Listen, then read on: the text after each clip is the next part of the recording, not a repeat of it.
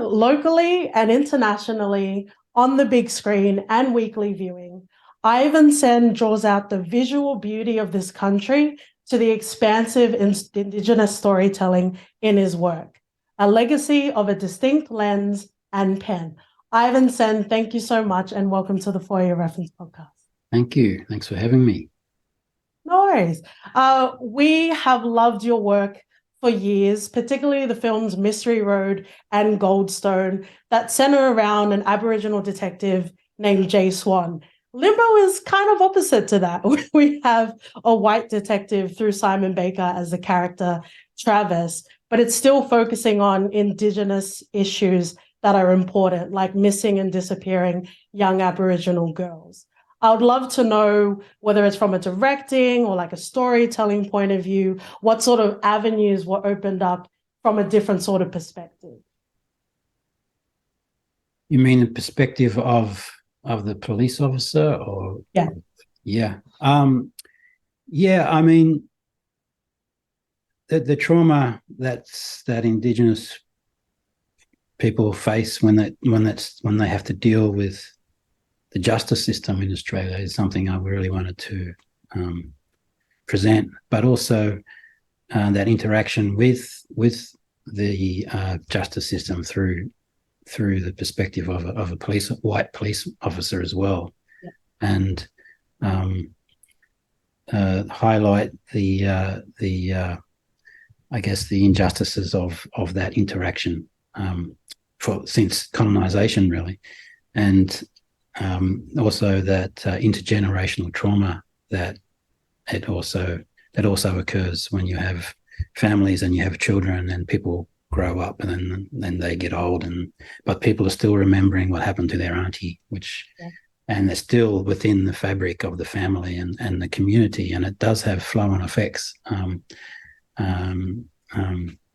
within the community and the families involved, and I think I wanted to present also a perspective of just damaged people who are drawn to each other, and the damage that the police officer has is different to the damage that the Indigenous family has, but they're both damaged and they both are drawn to each other for these reasons. Yeah, I'm not going to spoil it, but there is a nice scene between Travis's character and the kid in the car where there's a very removing of the layers of, pretending like everything's okay and just having a frank conversation with a kid. Yeah, and it's the intimate layers, which I was really very keen to play with, between this white man and this black family. Mm-hmm. But I mean, the policeman he doesn't think of himself as a racist, but he doesn't say he's not either, and for himself, he doesn't really care whether he is or not, I saw the tattoos. He had some particular tattoos. Yeah, but I mean, when he starts to actually want to do something for this family, it's not really to do with I mean, the race thing kind of goes out of it, and he kind of feels like this young boy is like his own son, who he's lost connection with, and so he in some way he's trying to make his own relationship feel better by doing something for this family. Yeah, I think we're all on this journey of recompense and, trying to make things right, even if it's through a sort of proxy. Casual film watchers or, those that really enjoy and analyze the title of the film is very indicative of visually, and even as you're saying, a lot of the characters being in a potential sort of limbo. I'd love to talk a little bit about the aesthetic decision to make the film in black and white. I mean, there's all kinds of reasons why it ended up going the black and white way, but in the end, felt there was more benefit to be black and white than not, and we found out early on that it really the color there was no color to distract you from what was going on within the minds of the characters and what was going on between the characters. And I felt like you focused more on the details, and it also gave a certain atmosphere where you were feeling a certain feeling, but there was no bright colors to distract you emotionally. Yeah. And so, and technically, from a contrast point of view, it just lends itself to black and white because of the minerals in the dirt that's very white. It's a very white color out there, and that's why the opals are kind of out there. But so you've got this white palette, this white kind of canvas, and you can put black things on top of it, or you can put grey things on top of it. And one of the black things was the old Dodge Phoenix, the old car, which has always been there from the very beginning of the script, and I felt was really important for not only from a contrast point of view, but also a design point of view in providing a kind of a living in a memory type of feeling for the film. Yeah, and let's talk a bit about Cooper Pedy. You talk about the setting, even talking back to the themes that would evoke with the title of Limbo. What was it like shooting, in an underground or mostly sort of underground setting throughout the film? Well, I mean, underground is good because you are out of the elements, and it's a pleasant 23 degrees all year round. Yeah. So it's pleasant to shoot in there, and it's great kind of wet weather cover or wind cover. Out there it was really windy, and so the wind was kind of the hardest thing to deal with because there's no trees there, so the wind can just like get a speed up, and that was a bit of an issue to work with.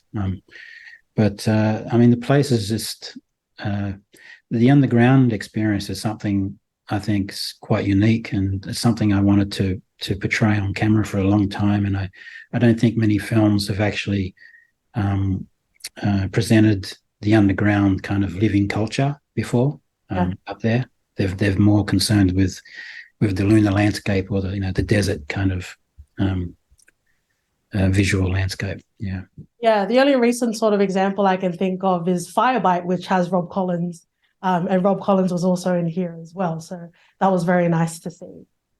Yeah, I mean, Rob was involved with this film for since I started writing it. I contacted Rob Collins and told him that I'm writing this character for him and wanting to do this film, and I wanted to work with Rob for a few years now, and Rob was very keen to work with me, and so Rob was there from the very, very beginning, and he's such an amazing actor. Yeah, an amazing actor. It's such an incredible film. Even being able to see the themes from the Mystery Road as well as the Goldstone sort of films. Something that I would like to know is, do you create to be a mirror or to open a dialogue, or maybe both? Look, I think all art should do both of those things. But as far as trying to send a message down someone's throat, I'm not into that at all, and I think that actually is counterproductive to producing art. Yeah, yeah, absolutely. So we finish off our reviews with a recommendation. So, what would you pair with Limbo as a double feature? A double feature? You mean like at the drive-in? Yeah, go on. Give us like a double sesh. Oh God, I don't know. I really don't know. Geez, you got me there. I don't know. It depends if you want a companion or something that's going to contrast with it, I guess. We can watch it twice. We can watch it in black and white. That's going to be a creative decision here. Yeah. I don't know. Maybe, yeah. I don't know.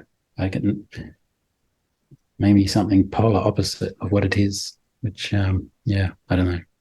That's okay. They can watch it in black and white and then in white and black. Or they could watch a color version of it. I can do one of those. Yeah. Well, thank you so much, Ivan Sen, for your time. I really appreciate it. No worries. Thanks a lot.